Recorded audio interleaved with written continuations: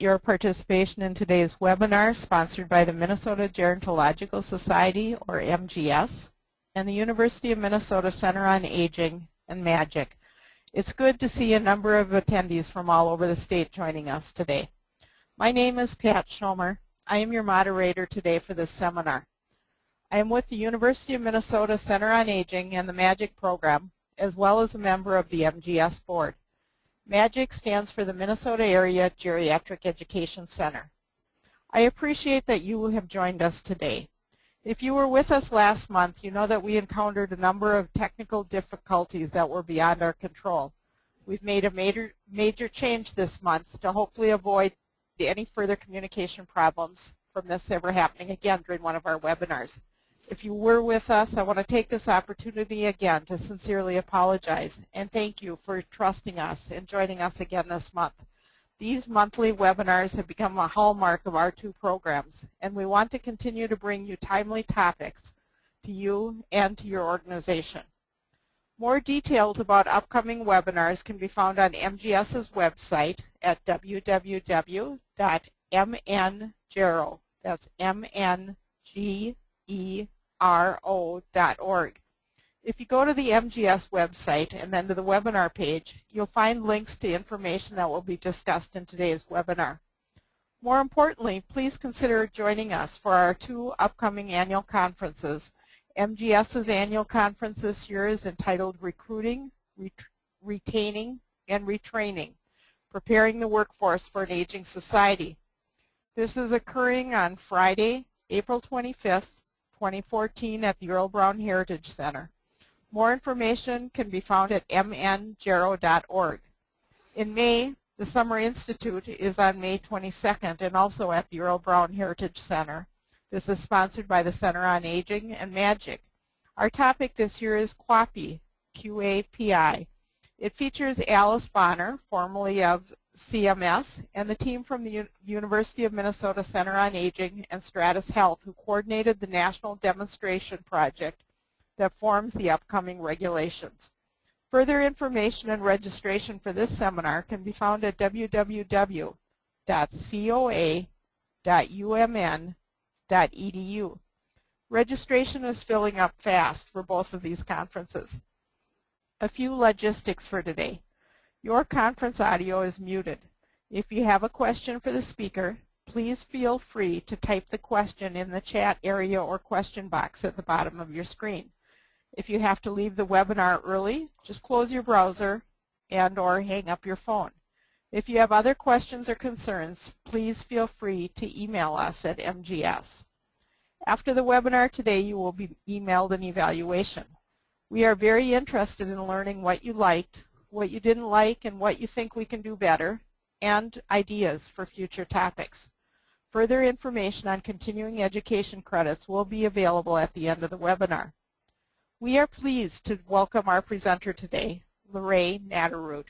LaRhae has a master's degree in public affairs from the Humphrey Institute of Public Affairs here at the University of Minnesota. She has major concentrations of study in gerontology and healthcare policy. LaRhae is currently the director of the Aging Transformation for the Minnesota Department of Human Services. Her responsibility includes Minnesota's Own Your Future campaign and Aging 2030. Minnesota Own Your Future campaign is the initiative of the Dayton-Pretner-Solon administration to urge Minnesotans to plan for the long-term care, including how to pay for it.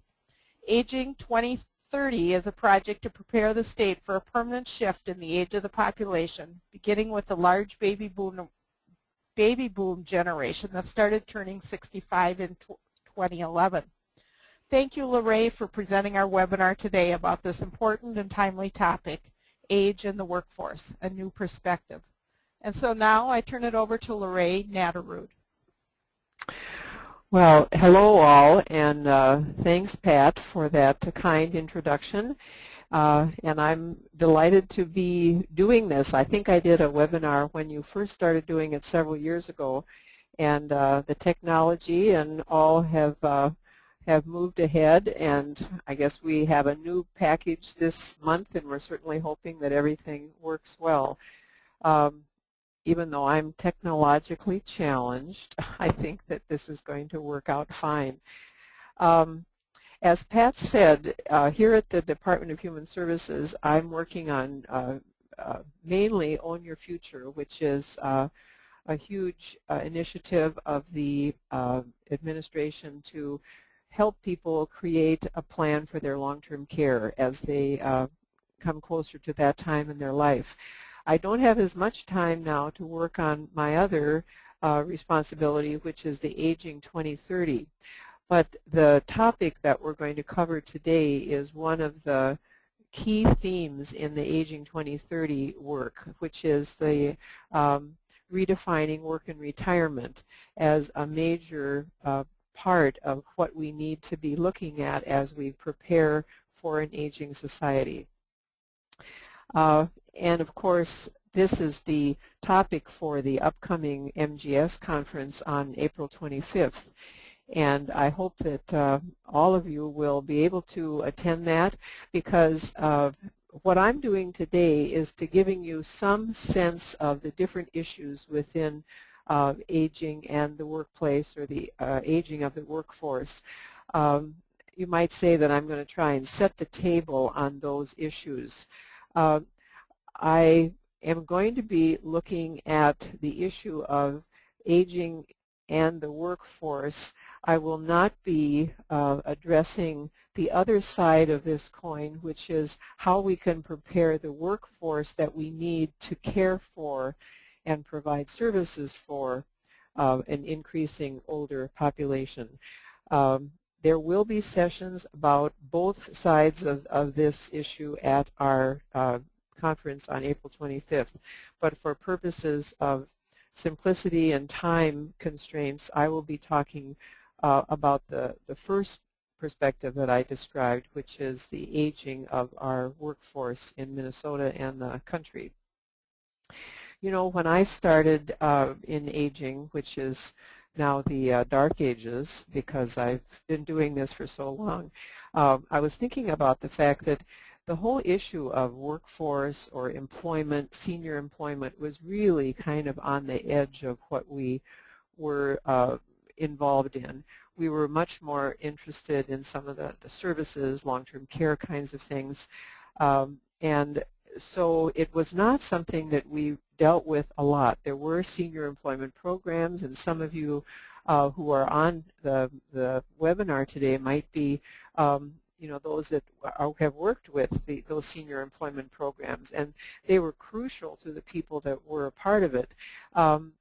But as we fast forward into our, you know, the time we now have, and we're looking at the huge shifts in the age of our population and the age of our workforce, it's not really you know, we can't really focus on just that small little band. We have to really look at all of the workforce, because the whole workforce is aging, and so it's a much bigger issue that we are challenged with.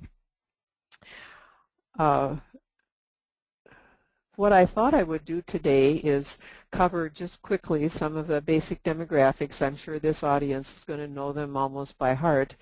And then explore some of the implications of this aging workforce that is happening right now and into the future.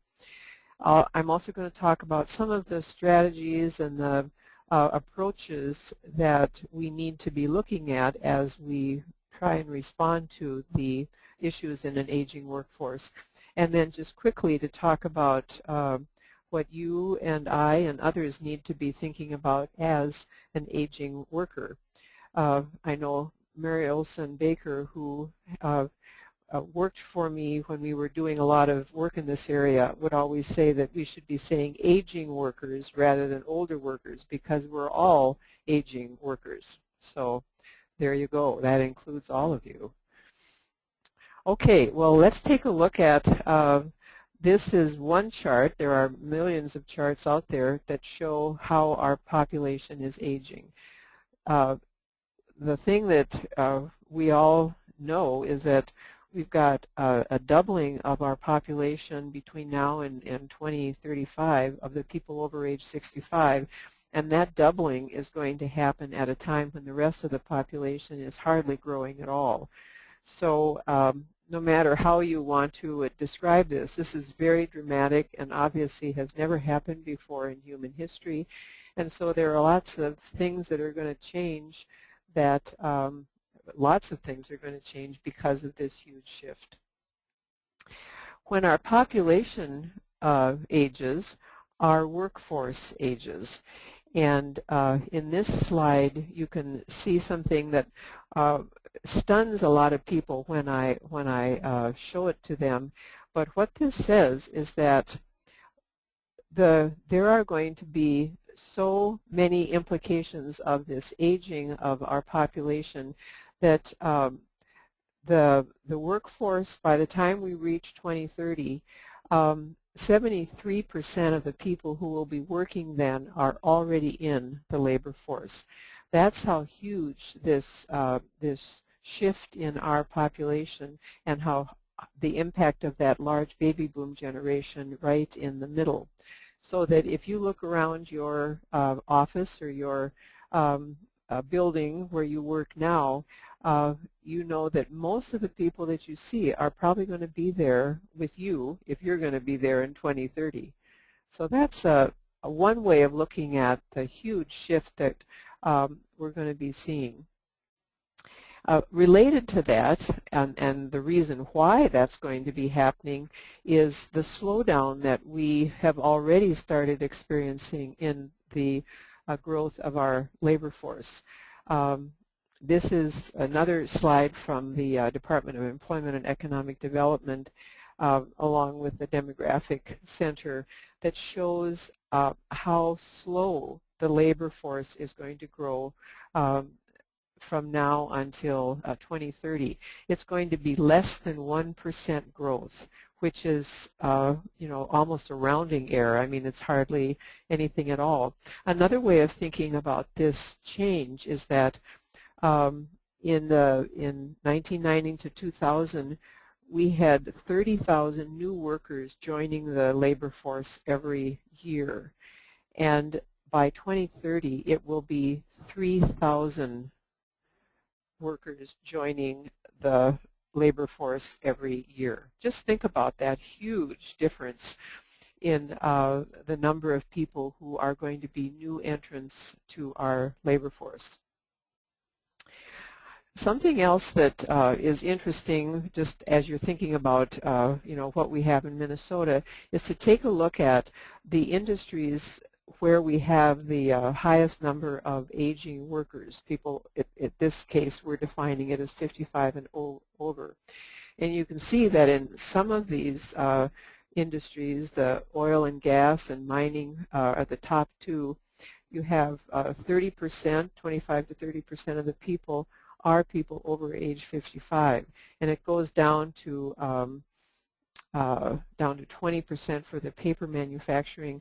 A lot of these industries are ones where there have been a lot of layoffs and changes and reductions in their you know, role in the economy, and that has really hit the workers hard. If you think about the Great Recession and the number of people who were laid off or lost their jobs during that time, a lot of them were older, and many of them have either tried to get retraining or have moved to other industries because after the Great Recession, many of these industries did not come back in quite the same way. One big part, as you can see on this slide, is the public sector workforce. And this shows that one of the sectors with the highest percentage of people between 50 and 60 is public administration, or the government sector. And I know, being a state employee, that the number of our people that are retiring has increased dramatically, and it will continue to increase for a variety of reasons. We have lots of boomers who came into public service at the state, local, or federal level, and now they're reaching the time when they can retire. Also, public pensions tend to be better than private pensions, and so that means that it's easier to leave when you have a more adequate pension available. I have another slide that kind of shows the breakdown by age for the various types of jobs, and you can see on this slide that for those that are self-employed, it's kind of mixed across the different ages, a little bit more in the middle age. In the private sector, see how large the proportion of people who are young, 25 or younger, in the private sector. And then if you look at the remaining bars, we see the difference between local, state, and federal government, that increasingly older workforces in those areas up to the federal government. And I think that you know, the reason for this is that a lot of people who come to government jobs, they have to bring required technical expertise or experience that they then have gotten in the private sector, and they bring it to their new government job, and you know, that's then part of what we see in the composition, that those people come to very specific jobs within the government that require that they've had other experience or prior experience, which means that they are older when they get the job, and then they stay often until they retire. I wanted to mention that this is one example of the great data that the Center on Aging and Work provide. They have statewide, you know, for each of the states in the country, and Jacqueline James is going to be our keynote at the MGS conference on the 25th. She works and is one of the directors at the Center on Aging and Work, and so I use their data all the time, and if you aren't aware of them, you should check them out, because they have all kinds of good information on this and related topics. So the sum total of all these demographics and these changes are that we are already replacing a lot of boomers who are leaving the workforce, and we're going to be struggling with that for the next 20 years, because we're going to have more and more of the exit. Even those that are working longer will eventually retire, and so we will need to be trying to replace those retiring workers, as well as come up with new workers for any new jobs that have been created. You know, when the boomers were born, they were the largest age cohort ever born, and now the millennial generation is actually larger than the boomers. But because Generation X, which was the generation right after the boomers, is so small, that those two generations together are going to really struggle to try and replace the boomers as they leave. Another thing that's different about these generations, that's very much a part of this issue, is the change in education of workers, because that is declining. Now, this is something else that when I have done these slides and talked to groups around the state, this particular concept of the fact that we're going to be less educated for the first time in history stuns people, especially in a place like Minnesota, where we pride ourselves on our high educational attainment and so forth. But you know, right now, this growing skills gap is one of the biggest issues that everyone in the you know, in the area of labor force or workforce are very concerned about. Part of this is because the boomers were the most highly educated generation ever. And you can see that as you look at this slide and you see the educational attainment, 40% of people in Minnesota between 18 to 64 hold a post-secondary degree. That's either a 4-year college or a 2-year community college or a technical school, something like that. But because of what's been going on in education, we have seen a decline in the proportion of the population that has a post-secondary degree, which is stunning to many people. But if you know the fact that more and more of some of our students are having trouble even finishing high school, in many of the communities of color and some of the diverse communities, that's a particularly large issue. And so we don't see the kind of increase in number of people with post-secondary degrees that we need, because if you look at the rest of this chart, you can see that by in just a few years, 70% of all of our jobs are going to require some education beyond high school.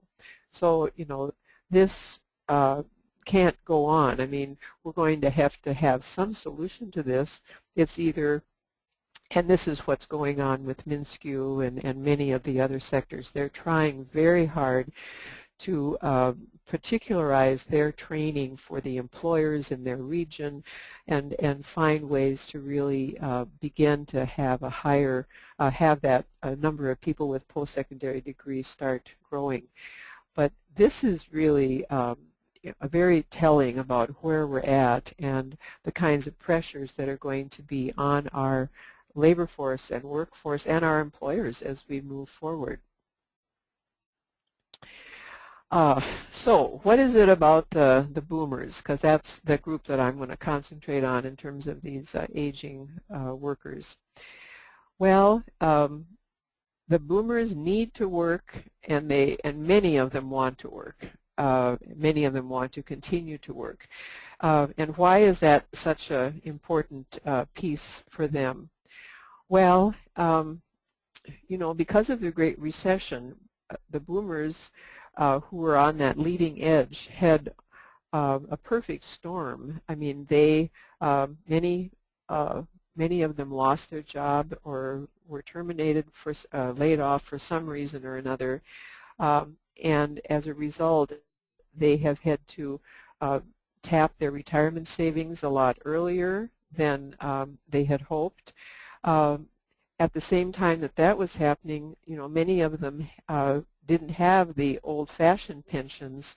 They were working with the 401ks and so forth, which have not been around as long, and so they're not as hefty in terms of some of the earnings.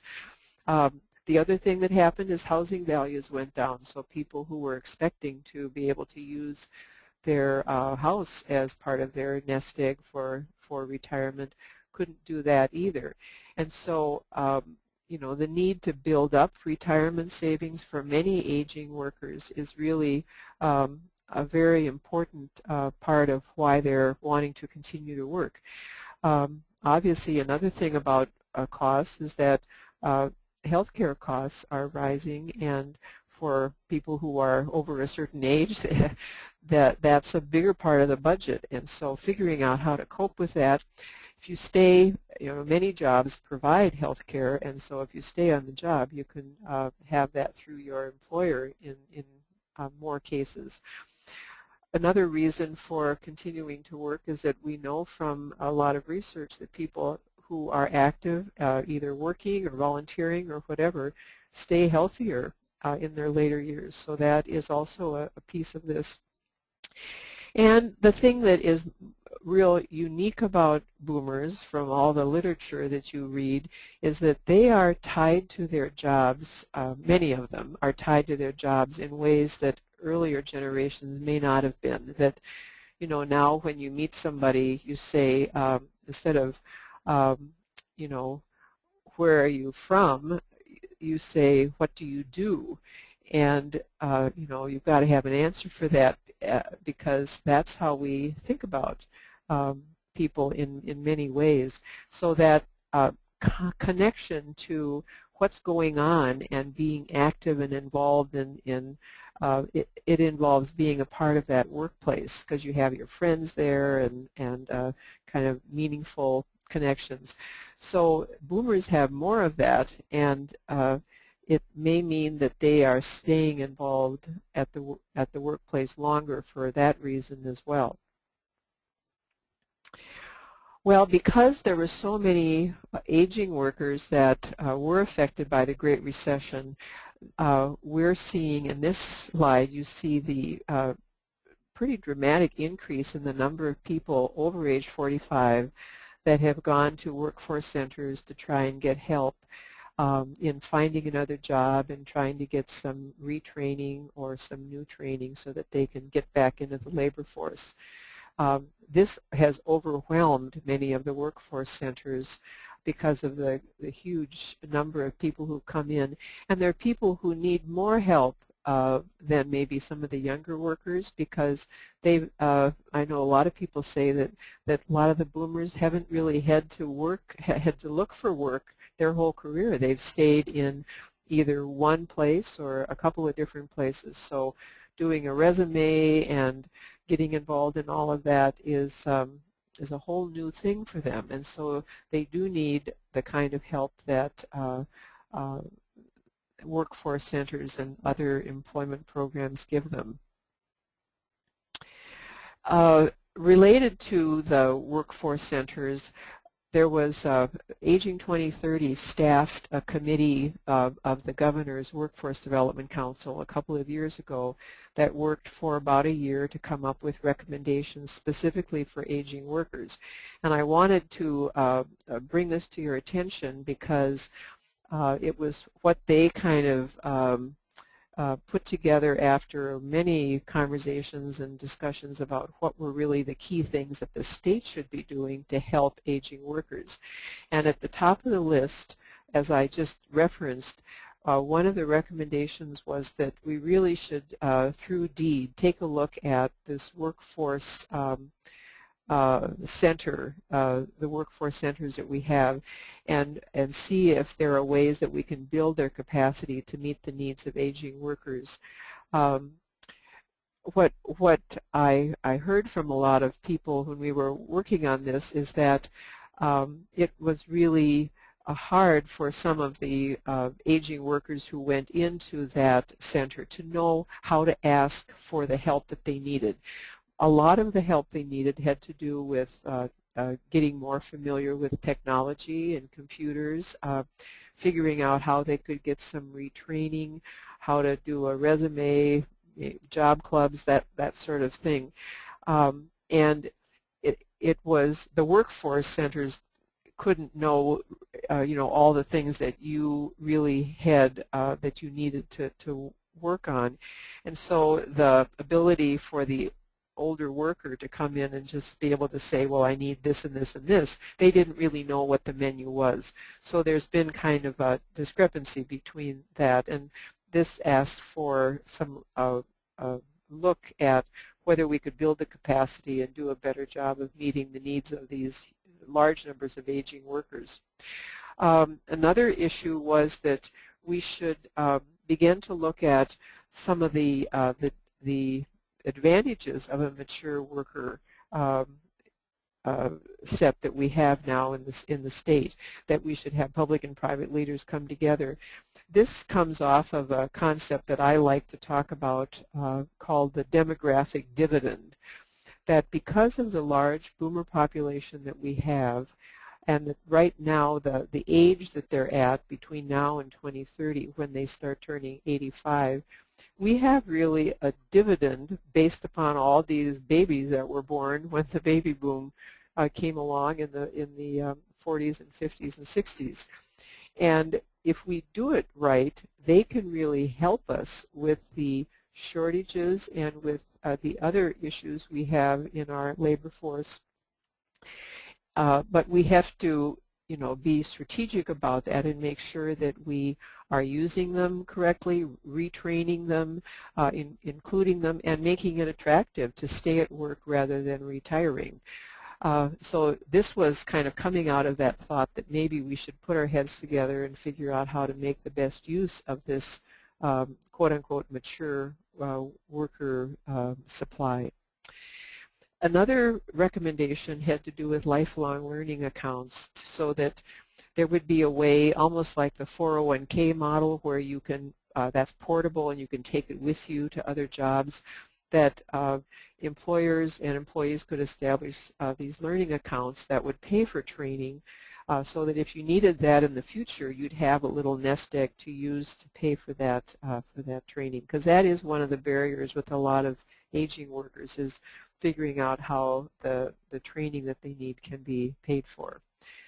And then finally, taking another look at helping people start their own businesses, because that's actually gone way up in the older age groups, that the entrepreneurs now, instead of being young and in their 20s, the highest proportion are women in their 50s. And so because of that, we thought that by maybe providing more resources, we could help them be successful at setting up their own business. So those were some of the policy things that we felt were important as we look to the future. What should employers be doing, and what should they be thinking about? Well, we've got a couple of slides here about the things that they need to be looking at. They're nothing new or nothing terribly innovative, but they are critically important for employers to be thinking about and working through as they take a look at their workforce needs now and into the future. The first one mentioned is this general workforce planning, and the key thing here is to look at all of your workers, not just the younger ones or the ones that are going to be around a little longer. That you should be looking at all of your workers, because some of the aging workers, if you've got to be ready for them to begin to retire, and so there's a lot of planning that needs to go on to make sure that you can survive that kind of a change. And I think that just thinking about what's going on in my own agency here at the Department of Human Services, part of the state of Minnesota, there is now major effort in the area of succession planning. You didn't hear a lot about this earlier. In fact, it was mostly a private sector type thing where someone was being groomed to take over as CEO or something like that. But now in our organization, because we do have a lot of people who are eligible for retirement, there's a very proactive process to have people say when they are expecting to retire, and then if they have some key skills and knowledge that are important to the organization, then attempts are made to hire people who will then learn from that individual the kinds of things that they need, not just over a few weeks, but over a few months or years. My best examples here relate to our state demographer, Tom Glaspie, who is now the former and retired state demographer. But he hired someone at least a year or two before he was ready to retire, so that that person could spend time with him and really begin to understand the whole concept of the job and how he approached it, and also what some of the policy issues were. And here at the department, we have a guy who has been our forecaster for all of the projections for the Medicaid budget into the next 5 years and beyond. And that is a kind of job that requires not just the knowledge of all the data and everything, but kind of a sixth sense about what all of it means. And so there also were people who were hired to work with him so that they begin to understand that interplay of the quantitative and qualitative, so that they could also contribute to that forecasting in the future. I think all of this, it says here on this slide that the goal of this is to increase your, they call bench strength, so that you have lots of people who have who've got cross-training and who understand the kinds of things that the agency needs. Here are some examples of how you can do succession planning. And what I was describing is kind of the mentoring and on-the-job training for people around some of the key skills that you have. Another piece that's a part of succession planning is knowledge transfer. And this is a huge topic, similar to what I was saying about the demographer and our forecaster, because there are things that you can learn just by being told where the files are and the folders and the databases and all. But then there are other things, as I was saying about this sixth sense, that you really need to work with someone who is using their judgment that way. I know when I was doing some of the workforce presentations to state agencies, one of the examples that I found was great about this explicit and tacit knowledge is that DNR also has a lot of older workers, and they're starting to retire.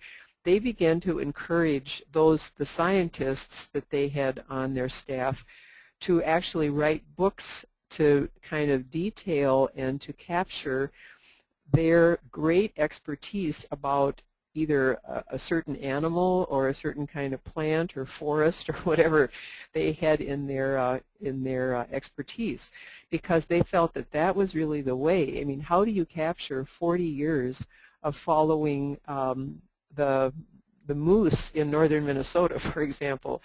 Well, what they encourage their people to do is to start writing that down, or pulling things together that they have written in previous years, so that they could have that and keep it for people in the future. So you have some interesting ways of dealing with some of this knowledge transfer. Here are some other methods for doing that, and I would add, it says internships here, where people can come in as students, and usually young students, and learn more about just what it is to work in an agency. But the Shift group and Jan Hively, when she was with them, also added to this list the mid-ternships, so that people who were in mid-career or else looking for another job before they ended up being retired, they could get a mid-ternship in an agency or a business and learn a whole new kind of, or find out if they wanted to go in this direction, if that was a job that was interesting to them. We have to talk about one of the key things that all workers want, and this is very important for aging workers as well. This, the challenge of trying to provide flexible work arrangements. This is one of the most requested options among aging workers, and also all the other workers, especially the millennial generation is demanding. They're not just saying, I want this, they're demanding it because they're much more interested in this work-life balance. I think a lot of boomers were a little bit more on the side of the workaholic. Speaking personally, I guess I feel that there are a lot of people on that side, but this balance that the millennials are saying, I'm not going to work that way. I want to be able to go to soccer games for my kids and be around. So this flexible work arrangements are now a really important part of the workplace. One of the issues there that I have noticed in my career is that it's very hard to come up with part-time jobs that are really good. What we do is that we have a full-time job, and then we have someone with 20 hours a week to try and do as much as they can in that full-time job.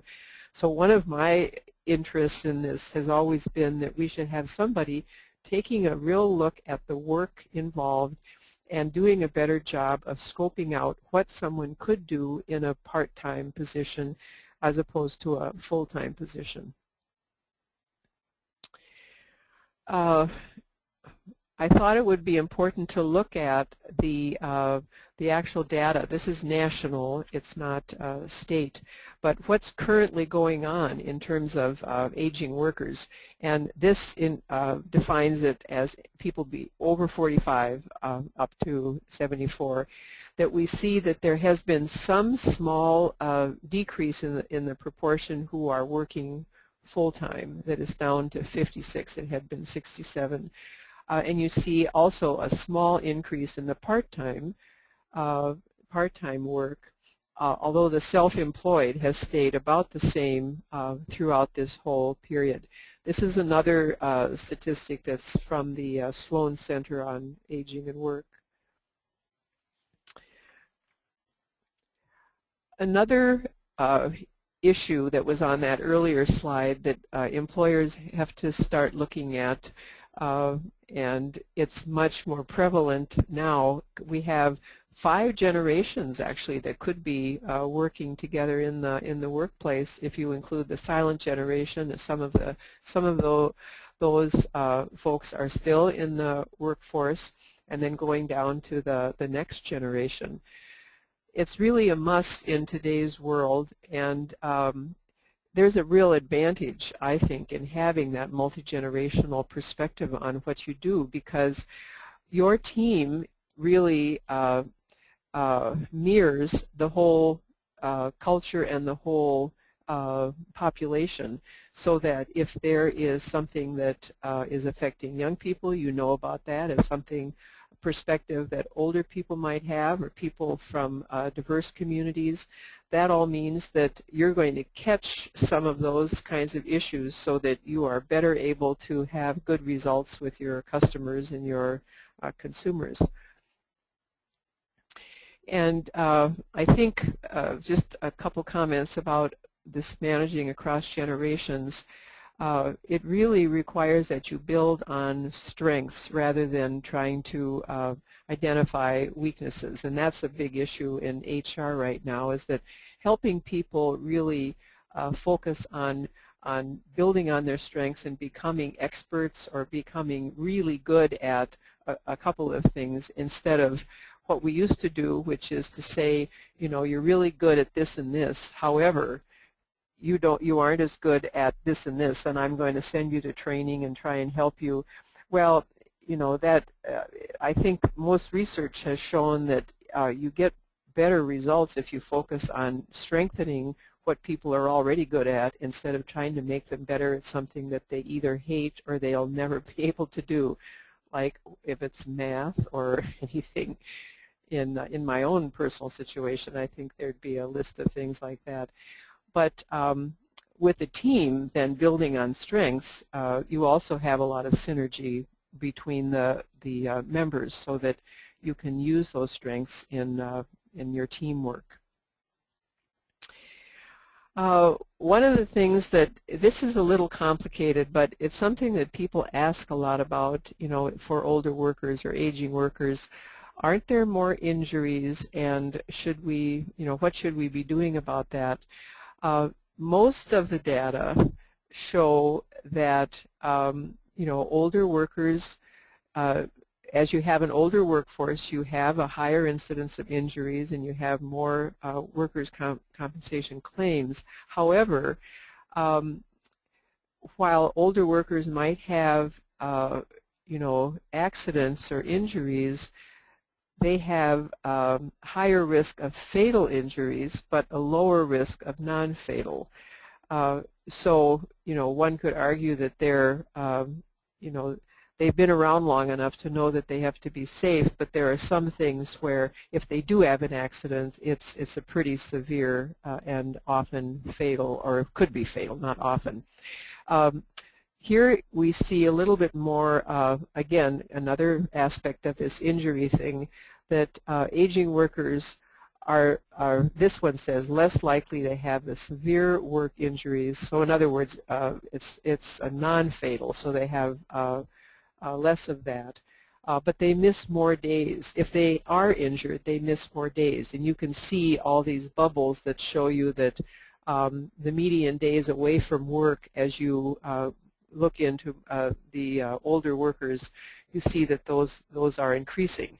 And because there are fewer people over 65, that's a smaller bubble because there are fewer people counted, but the number of days away from work is actually quite is a little bit higher than the other ones. So it's complicated. Here is some Minnesota data that I was able to find that show the same thing, that the days away from work increase for people who are you know, over 45, 55, 65. Finally, I wanted just to kind of pull this together and say a little bit about what are the messages for employers. You know, people talk a lot about the whole thing about age discrimination, and when you talk to people who have tried to find jobs after age 50 or older, it certainly is not necessarily something you could bring to a court, but there is a lot of age discrimination out there. But some of the messages, some of the positive ways that we think we need to talk to employers is to tell them that as they look at their workforce, they should be looking at all of those workers, including the aging workers, and then developing plans for, you know, these kinds of elements. Having the flexible work arrangements, which all of your workers are going to be thankful for if you are able to provide that. Providing skill-building training opportunities. One of the things that we hear is that a lot of aging workers aren't considered for any kind of training opportunities because they might be gone soon, or if they're older, they don't know whether they would really respond to the training. But if you ask aging workers, they want to be included in those opportunities for training because they still want to learn. They see that as an important thing for their whatever remains of their career. And we also know that older workers actually stay longer even in a new job than younger workers, because the younger workers, especially the millennial, are often changing jobs 2, 3 years, they move on to something else, which makes some sense, I suppose, because they're trying to get a diverse amount of experience at that time. But they're going to be more likely to leave and take that training with them than your aging workers would, which is an interesting myth and reality issue. Another thing that employers should be doing is rethinking safety and ergonomics.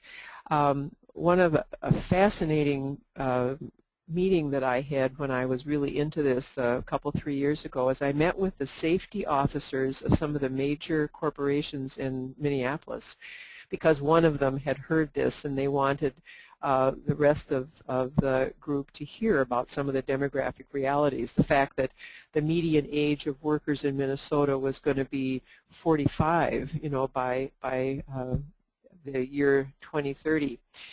And when I, you know, showed them some of these demographics, they were stunned, and they started talking right away about the fact that they needed to rethink their safety standards because, you know, that had all been set up for an average worker age of 29 or something like that. And so across the board, not just in some of the more physically demanding occupations, but all of them, you know, they said, this is something that we have got to get on because, you know, we are liable if we don't have a good safety standards and safety equipment and procedures. So, you know, that's something that I hadn't really thought about in terms of the aging of the workforce, that for this group was a huge issue. Another thing that is cropping up in a lot of workplaces is wellness programs that support the workers, keeping, you know, helping people stay healthy. And in this category, I include anything that we can do for caregivers, because right now 3 out of every 10 workers are taking care of or caregiving for an older relative. By 2030, it's going to be 6 out of every 10 workers are going to be caregivers, and so that's going to be a huge issue for many employers. Let me move on to our last slide. That for each one of us, because we are aging workers, if we look for work again, just keep in mind that it takes us longer, 3 times longer, to find a job if we're over 55. We should be continuing to learn and acquire new skills, because that's the way that you can be more successful at getting those new jobs. Rather than having this sort of be a passive thing, we should be actively involved in our career and having goals, even though we are an aging worker, and have a plan. The other thing is that when you go in for interviews, and everybody talks about this, that you have to bring with you the counter to the myths that often the people interviewing you have about older folks, that the idea of going in and being a 55-year-old worker and having an interview with someone who is 25 and is young enough to be your grandson or something, it is kind of challenging. And so to make sure that you have responses for anything that starts getting into concerns about your ability to do the work and be a contributing member of that workforce. And then finally think about your legacy. I think as we get older, that's something that we start looking at. Well, I hope that that this makes you ready for a lot more as we move to our conference on April 25th. We've just kind of set the table a bit on these issues, but I hope that this has been a useful panorama of the topic. And I think we have now time for questions or comments from anyone in the audience. Thank you for your attention. Okay, please feel free to type your questions into the question box, and I will pass them on to LaRhae so she can answer for all of us. And while you type those first questions, I'm going to give you a little bit of information coming up. Continuing education certificates are available for today's webinar from the boards of social work and nursing. These are free of charge for MGS members and $25 for non-members. To obtain this benefit, please consider joining us at MGS. The application is available at mngero, G-E-R-O, that's mngero.org. The annual membership is only $55. It's just a little bit more than the cost of CEUs for 2 webinars. So with your membership, you'd have free CEUs for the other 8 to 10 webinars we host each year, and we'd appreciate having you joining us. Watch for your evaluation survey. Filling out this survey is the first step in receiving your CEUs. Once again, please join us for the 2 upcoming annual conferences. MGS's annual conference this year entitled Recruiting, Retaining, and Retraining, Preparing the Workforce for an Aging Society on Friday, April 25th, 2014 at the Earl Brown Heritage Center, with more information on our website at mngero.org. And also the Summer Institute in May, on May 22nd, also at Earl Brown Heritage Center, by Magic, is on QAPI, QAPI, featuring Alice Bonner, formerly of CMS, and the team from the U of M Center on Aging and Stratus Health.